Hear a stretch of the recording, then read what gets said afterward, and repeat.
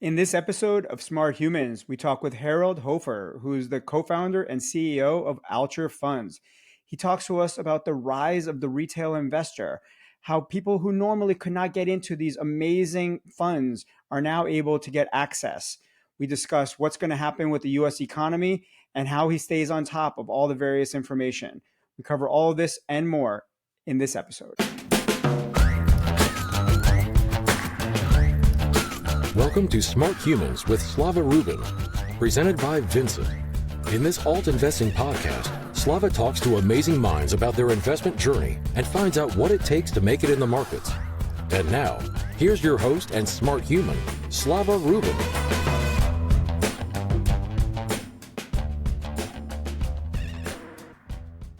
I am excited to tell you all about Air Insider, the private market investor's unfair advantage. Every week, you get public and private market investment picks from industry experts like Jason Calacanis, Anthony Scaramucci, and of course me. You'll get access to exclusive monthly briefings as well. Right now, we are offering the first year at 50% off, which is less than $10 per month. We've also partnered with some of the best investment platforms and tools and gotten our members thousands of dollars of offers and discounts. This includes $50 off of free stock from Public, up to $250 of free investment credit from Percent, and up to $1,000 of free gold from Argo, and a whole lot more. All of this for just under $10 per month. You can sign up at withvincent.com/insider. Again, that's withvincent.com/insider. Invest like an insider. Hello, and welcome to the latest episode of Smart Humans. I'm excited for today's guest. We have Harold Hofer, who's the co-founder and CEO of Alture Funds. So Harold, welcome to the show. Hey, thanks, Slava. Happy to be here. Really enjoy your podcast, by the way. You're doing a great job. Oh, thank you so much. Well, it's guests like you that make it interesting. Let's dive in. So you've obviously been involved in the world of alternatives for a while, and you have a ton of experience. So let's just take it back, whether it's your childhood, work experience, wherever it is. How did you get into the world of alternatives? Well, I'm actually a lawyer by training. So I grew up in the LA area, went to UCLA undergrad and law school, practiced law for a while, and then I got into the commercial real estate business and started syndications and whatnot. But over the course of my career, did a lot of different things, but probably most germane to our conversation today is that in 2012, I formed a company called Rich Uncles, and Rich Uncles was a online non-traded public REIT. I think we were the first ones out the door with that. My co-founder was a guy named Ray Huerta. Ray was at the time, chairman of the board of CBRE. He had retired as CEO, but he was chairman of the board of CBRE, so a very seasoned senior guy in the real estate world, probably one of the top 10 real estate executives globally at that time. But the thesis was, hey, when the Jobs Act came out in 2012, which liberalized the way that sponsors could solicit capital from accredited investors, we thought, boy, that light bulb went off in our head. Say, wow, this a lot of people are going to use the internet now to solicit capital, and there's a lot of really, really good accredited investors only type platforms evolved out of that and still exist today. But our thesis was, hey, can you even expand that? Even though the Jobs Act didn't directly address it, could you expand that and use the internet to raise capital for a non-accredited investor vehicle, a non-traded public REIT, which was what they were called then and still now. So Ray and I formed Rich Uncles in 2012. I think we were the first ones out with an offering available to non-accredited, non-millionaire investors. And what we did was we started with a California residents-only intrastate offering.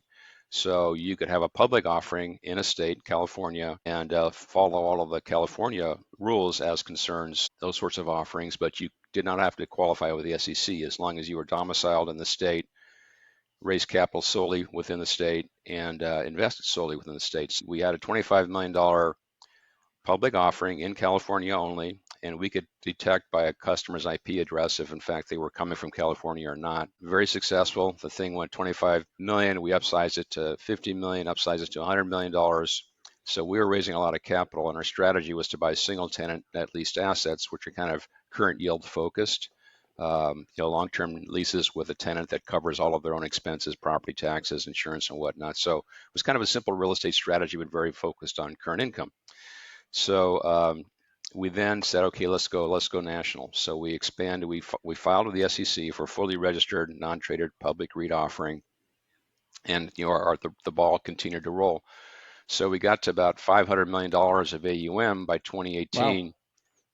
And we were cash flow positive as a platform. And raise, you gotta raise a very smart guy for a whole bunch of reasons. But we had a lot of wind at our backs at the same time because cap rates were falling, interest rates were falling, cap rates were falling. So we kind of looked really smart. And the market made us look really smart. But those things always come to an end. So it's always tough to predict the top or hit the top or predict the bottom. But so we elected to take our REIT public. So it's currently a New York Stock Exchange listed REIT, and we sold the management company, our sponsorship vehicle, to that REIT and kind of rolled it up and took the whole thing public, and exists as a public company today. My successor renamed it Motive, MODIV, but they're New York Stock Exchange listed REIT in the single tenant triple net lease space. But coming out of that experience, what's interesting, and Slava, stop me if I'm rambling on too much, but at the same time, other things were evolving kind of in parallel fashion. The whole idea of other digital platforms that were raising capital for investing, like robo-advisors, for example, or Robinhood, those things were kind of evolving in a parallel fashion. So the whole idea of using the internet or a digital interface as a medium through which to engage customers to buy investment securities, that was really expanding rapidly. But also during that time frame in 2017, Blackstone, they came out with their own non-traded public REIT. It was called BREIT, Blackstone Real Estate Income Trust, and it was hugely successful. They've raised, I don't know, 50, $60 billion in that vehicle. But that kind of opened the door to a whole bunch of other large alternative investment sponsors to say, hey, we've kind of hit every pension fund in the world. We've hit every sovereign wealth fund, endowment fund, foundation, ultra high net worth investors. And they're, they kind of hit a wall with all of those things. Where else is there capital to be raised for these big, huge alternative investment platforms, like Blackstone, for example? So they went to the public. So a lot of them sponsored a public non-traded vehicle, something that's SEC registered but not traded on an exchange, and that's been hugely successful as well. Last year, for example, in this space, $138 billion of capital was raised from what's the so-called retail channel, which is individual investors represented by a financial planner, a broker-dealer, or an RIA. About $80 billion of that was stuff that's open to all investors, non-accredited investor vehicles like Blackstone's BREIT, for example. The balance were private placement deals. But the demand for alternative investments is just huge. And I think that both managers realize that to truly create alpha, they've got to layer in alts. I'm telling your story. Obviously that's what you guys are all about as well. So it dawned on us after we sold Rich Uncle's, Ray and I sold Rich Uncle's, what's next out there. So you may have heard of the investment app Acorns. I don't know if you have or haven't, but Acorns is a very successful robo-advisor and micro-investing app. The co-founders of Acorns, Walter and Jeff Cruttenden, are local. I know them. And so I tracked down one of Walter's other sons, Alex Cruttenden, who's my co-founder in the current venture, and said, hey, you're really good at product. You're really good at designing websites, creating an intuitive, seamless investor flow. Why don't we team up? I understand the investing side of things, and you understand the product side of things, the alternative investing side of things. So we teamed up and formed Alture Funds, and we started talking to a lot of these huge public non-traded product sponsors. Like we didn't talk to Blackstone, but we talked to Blue Rock, who's on our platform now. We talked about a half a dozen others, just hunted them down and said, hey, the next opportunity for product expansion for you is to engage investors that don't have a human wealth manager, people that manage their own money, because there's a lot of capital out there is self-managed. And why are you excluding those folks from these great products that you promote and provide? So that's kind of our current thesis. So the idea is that we believe the next wave to be realized in the alternative investment space is that these large sponsors, it's not just real estate, it's private credit, private equity, infrastructure, hedge funds. They've all got deals in those various spaces. They're going to further expand distribution, not just to individual investors represented by a human wealth manager. They're going to expand distribution to the public at large through a platform like ours. So to my knowledge, we're the first alternative investment platform that focuses on these large legacy deals by these large legacy sponsors. So we're not a sponsor. We don't have to worry about trying to find real estate or private credit deals and manage them and administer them and deal with the SEC. We're 100% laser focused on presenting this product to the public, to the customer acquisition. And we think it's going to be the next wave in this space. And these sponsors are so large and so long tenured and so experienced.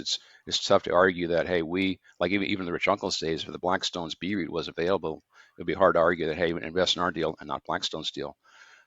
So that's the current thesis. So we have 2 deals on our platform today, both with a sponsor called Blue Rock. So Blue Rock's kind of a top 10 player in that, huge alternative investment space, Blackstone being the biggest player, Apollo, Ares, KKR, a bunch of players in that space. But they've got a real estate fund, again, open to non-accredited investors, $2,500 minimum.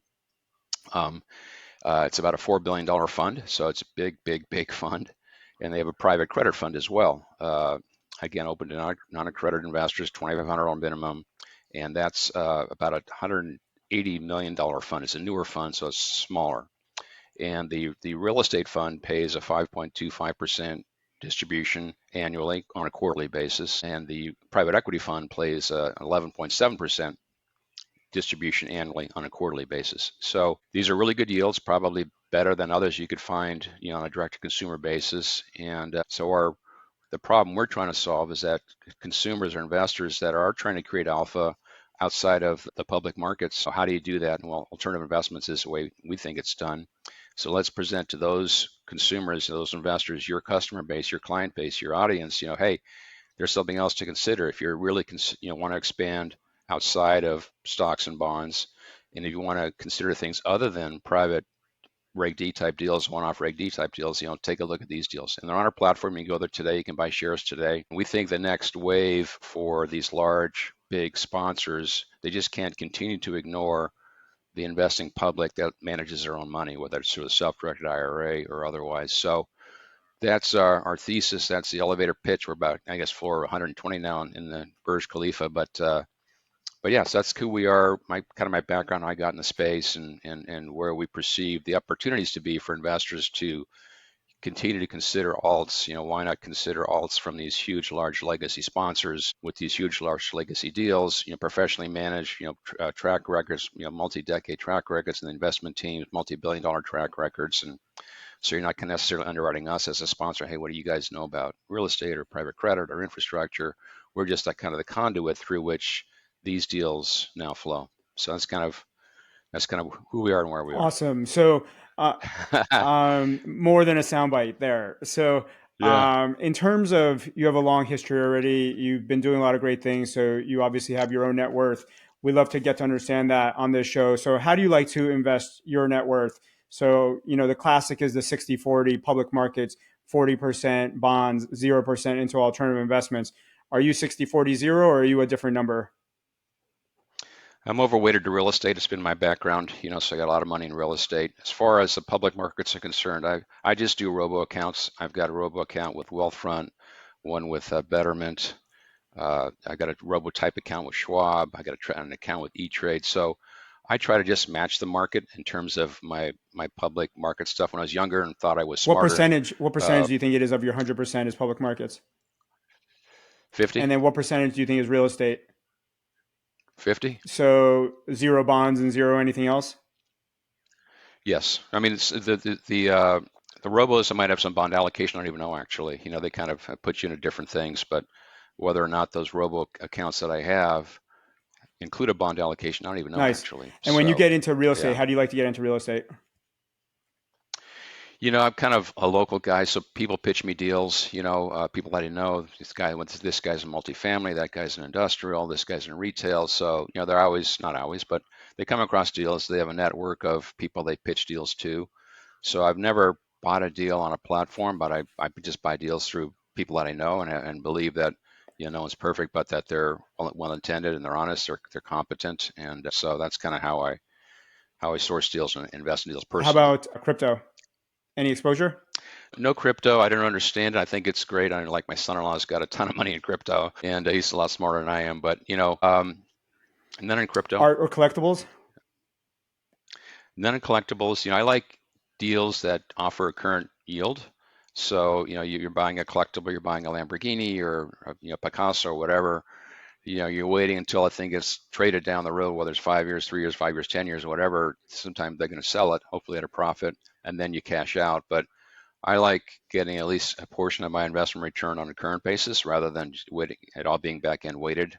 And I don't know if the secondary markets are that evolved yet in those platforms to really realize NAV. If you had to sell your share of your Lamborghini, for example, could you get what it's worth, or would you have to sell a discount just to get rid of it? I don't even know actually. So I'm not a collectibles And guy, then mainly because I like a certain part of my portion of my return to be current going yield. back to real estate, what parts of real estate do you like versus don't like? Multifamily has always been strong. Single family is strong. The whole idea of a single family now being an asset class, just like multifamily, I think is great. So I guess I'm biased towards residential. I don't think I'm alone in that regard. Everyone's scared of office these days. I think that, office is going through the same, evolution that retail went through when Amazon hit. The C grade product, B grade product is going to be challenged. I think A grade product will survive, but the whole evolution of work from home and people condensing offices where you just come in and you man a cubicle. You don't necessarily have a desk per se, and you kind of make an appointment to come into your own office like a WeWork thing. And so I think it's evolved. So office is obviously very challenged and will be for a while. So I guess I'm biased towards residential, both multi and single And then do family. you stick to your Southern California or you like any specific markets in the US? I like market side of outside of California. California is very pricey compared on a national basis. You can get, the same equivalent. Let's just say you're buying a fast food restaurant. The cap rate will be lower in California than say in Texas. So why you've got the same investment credit, same lease term, why would you pay more just to be in California? So I guess I'm in the smile states type of guy. From California through the Carolinas, I guess is where I like to invest. Gotcha. And then how about private credit? A little bit in private credit, just actually through this Blue Rock deal. So I got some money in there. A lot of my friends that I know, they were in the fix and flip business where they'd raise money for fix and flippers. And I did that a little bit of that. Again, those deals are they're short term. You got to really underwrite them carefully, kind of back end weighted. Um, so a little bit of exposure to private credit. I don't have any fix and flips anymore these days, but I do have money in the Blue Rock deal that we have on our platform. I like their thesis, which is CLO investing, which we can get into maybe later in the And conversation. then in terms of your public markets, you mentioned you go through the wealth fronts, betterments, et cetera. So are you just kind of betting on US innovation? You're not really thinking about stock picking or trying to, pick a specific You stock? know, you, no. When I was younger, I was more of an active trader, and over a long period of time, it's really hard to really beat the market in my experience. So rather than trying to incur brain damage trying to be a stock picker and a day trader, I kind of defaulted to let's put it in robos and let them kind of match the market, and that's good enough for me. Let me focus my attention on other things, which is alternative investments. So So you have a ton of experience. Obviously, you've seen a few markets in your time. What do you think of the current market? And that's a very open-ended question, whether it's the stock market, the economy, what's happening geopolitically, what's happening with inflation, potential recession, interest rates, jobs. Take it wherever you like. that's a really open-ended question. I like to the public markets. It's hard to say. I don't try not to think about it too much. Are they too juiced up? Are we too dependent upon the big seven? So those are discussions I don't have anything really to add. But I think in terms of private markets, I think real estate, I've been through multiple cycles over my career. The first one was the savings and loan crisis in the early 1990s, where there's a big reset in real estate. The next one was obviously the global financial crisis, big reset in real estate, and you know, kind of a frothy frenzy that led up to the collapse of these things. And probably money was too easy to come by, debt was too easy to come by. But I think we're in a reset now for real estate. I think it's a great time to back up the Brinks truck and put money into real estate. I believe. Um, real estate, obviously the current downturn has been tied directly to rising interest rates, lockstep. And I don't think rates will rise further. I think they will come down. And I think as they do come down, that's just real estate just benefits because the yields on real estate, the expected yields in real estate correspond to the risk-free yields that you could get in the debt market. So I'm bullish on real estate. I think we're bumping along bottom now, but I think it's going to be another 10-year run where real estate will enjoy on an unlevered basis, high single digit, low double digit yields for the next, say, 10 years. And so I'm bullish on real estate. I like private credit. A lot of money is going into private credit. It's been a very popular asset class these days, but there's a lot of different ways to skin the cat private credit wise. BlueRock, who's on our platform, they focus on the collateralized loan obligation space, where they focus on investing in pools of CLOs. So you have, broad exposure to a ton of different loans and different pools. I like that space. I do believe that, it's only going to get bigger because there's the demand for capital, both debt and equity exceeds what the public markets can really provide, whether it's in public debt markets or public, the bond markets or the public equity markets. So I think there will be continued capital to be deployed in the private markets just because of the constraints on the public markets in terms of size. So I like private credit, and I think there's a lot of innovative strategies yet to be uncovered there. Private equity, the concern with private equity is a lot of these deals that are not liquidating. So you're hanging on longer than you thought you would have hung on in a private equity deal.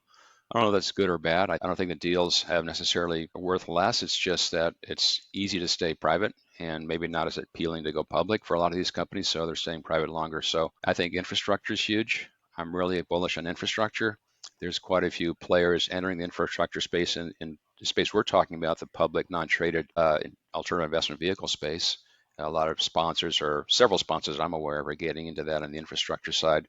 So I'm bullish on infrastructure. I think the need for infrastructure, whether it's building bridges or data centers, it's again exceeds the demand, and the complexities exceed what the public markets can provide in that regard.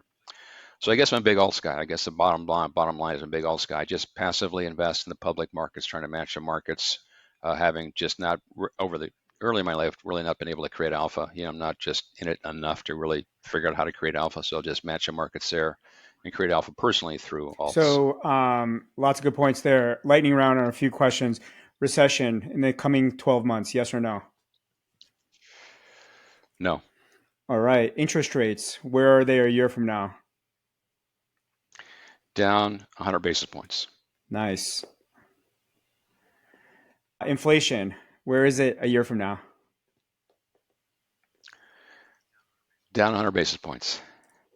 Interesting. It's pretty low already, no?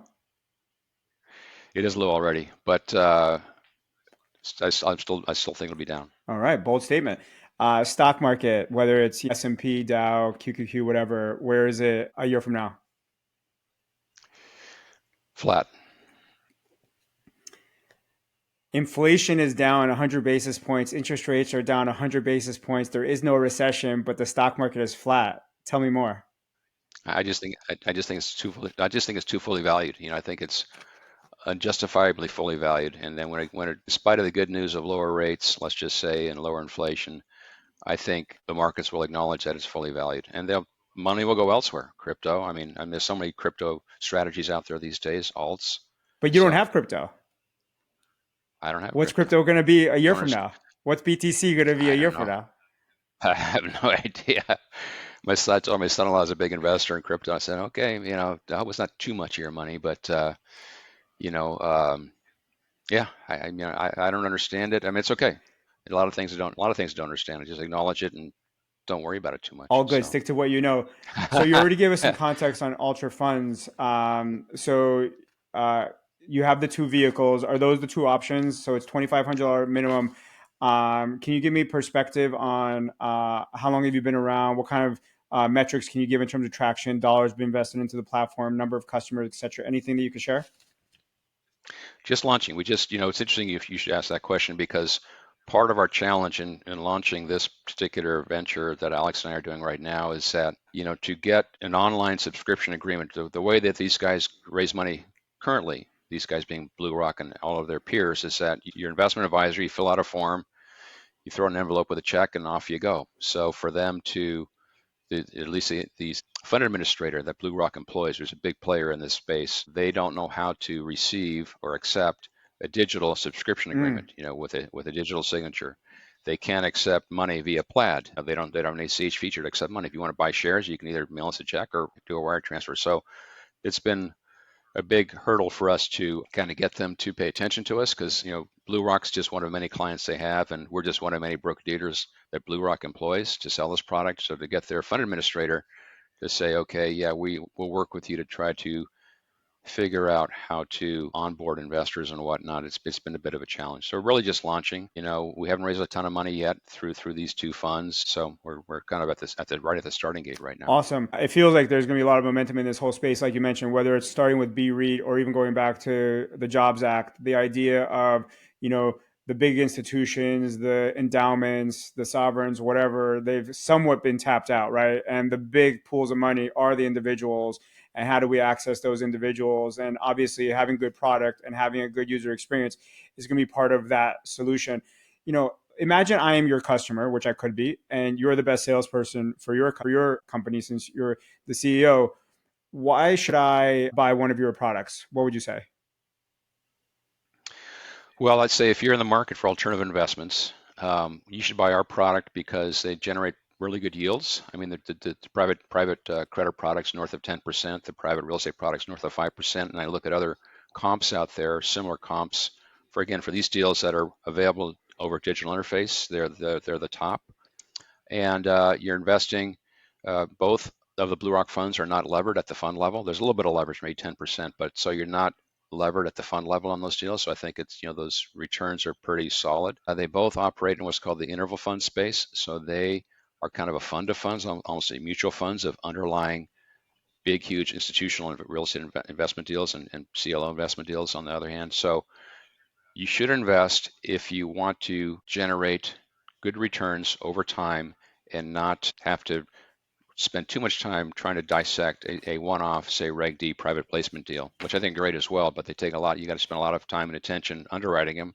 They're typically short-term. So this is kind of money that you would sock away for 5 years or 10 years and just let it compound and let it grow. So my sales pitch to you would be I'm unaware of a better yielding deal in the private credit space or the private real estate space that's public non-traded vehicle, and there's some out there that's generating these sorts of yields and backed by the huge long tenured multi-billion-dollar sponsor like BlueRock. You mentioned BlueRock. Obviously, they're the main sponsor you're working with now. What's the benefit of me going through you versus trying to go direct to BlueRock? Can you give me some color on that? You can't. So let's just say you wanted to. Hey, screw you guys. I'm going to.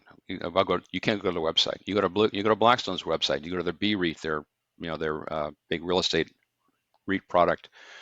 You want to invest, contact your financial advisor. There's no direct to consumer access point for any of these deals yet, and maybe not be for a while. So BlueRock and a lot of these other sponsors, they want some sort of licensed intermediary, whether it's an RIA or a broker dealer, between them and the customer. So none of these deals, none of these big huge platforms, can you buy their products just going to their website. They'll refer you to your financial advisor. Got it. Super interesting that that's not possible yet. It seems somewhat available, i.e., you don't have to be accredited, right? And it is a $2,500 minimum, which is very approachable.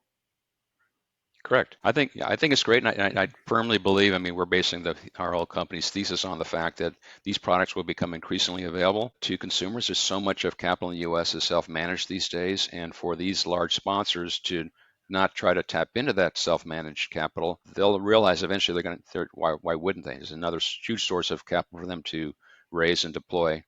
And that's what they do. Is the idea that you're starting with this BlueRock company first with their two products, but you're going to add other sponsors? So eventually it's almost like a shopping mall of options of alternative funds?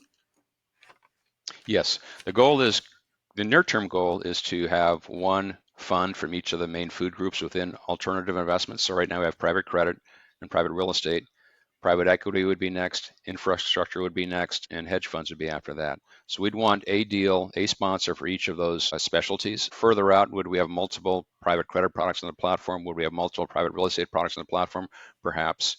Would we evolve into effectively a robo-alts type advisor? Perhaps, where we curate portfolios of alternative investments amongst all of these different type of deals? Yes. And again, but we're starting with BlueRock. I like real estate. I personally, it's my personal bias that now's the time to invest in real estate. It has bottomed out, and private credit's a great long-term yielding investment as well. So we like those two products to start with. I think they're easy to understand from a consumer's perspective. Infrastructure is maybe a little more difficult. Private equity maybe a little more difficult, but these are pretty plain vanilla type of deals to comprehend as an investor or consumer. When are you thinking you'll add the next product or two in terms of infrastructure or private equity?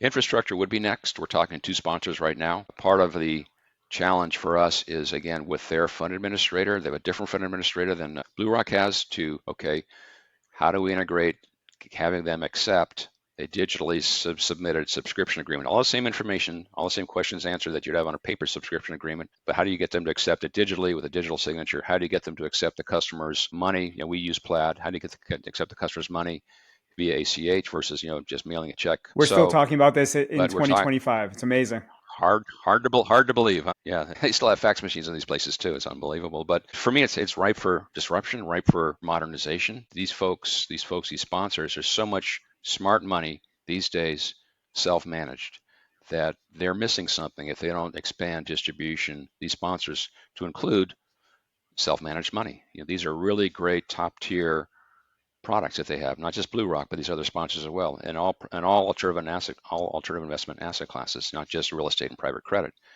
So why are they ignoring or not making it easily available, these products, to people that are interested in alternative investments? Perfect. So you've obviously been around the block, know a lot of things, seen a lot of things. What are the things that make you smart? What are the things that make Harold Harold? What do you like? What do you like to watch? What do you like to read? What do you like to listen to?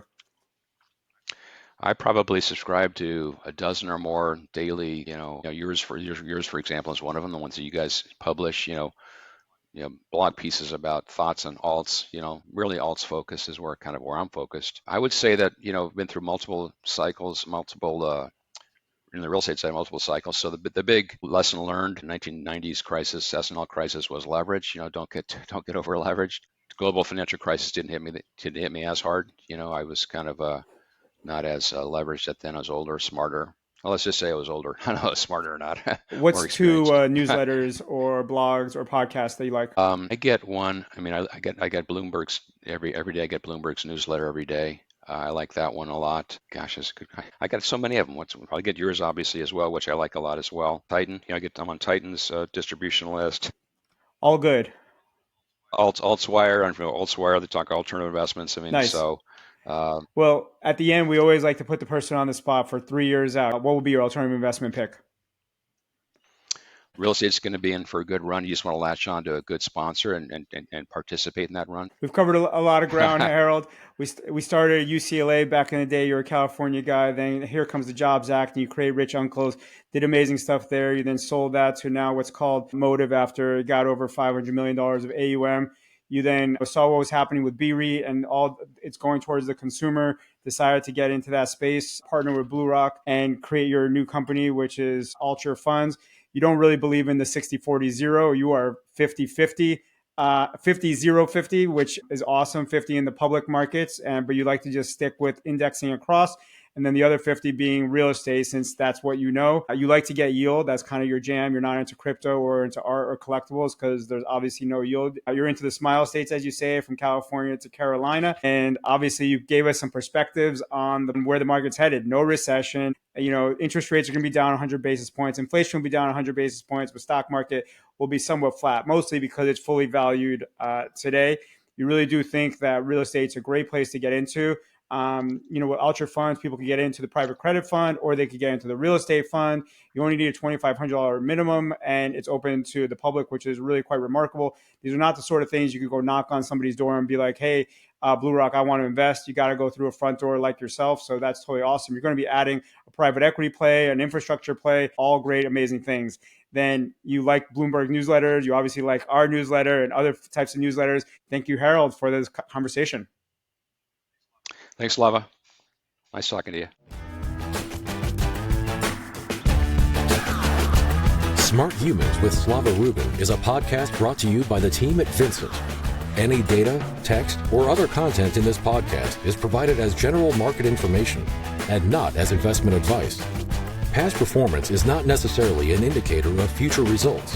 For more information on alternative investing, check out Vincent at www.withvincent.com.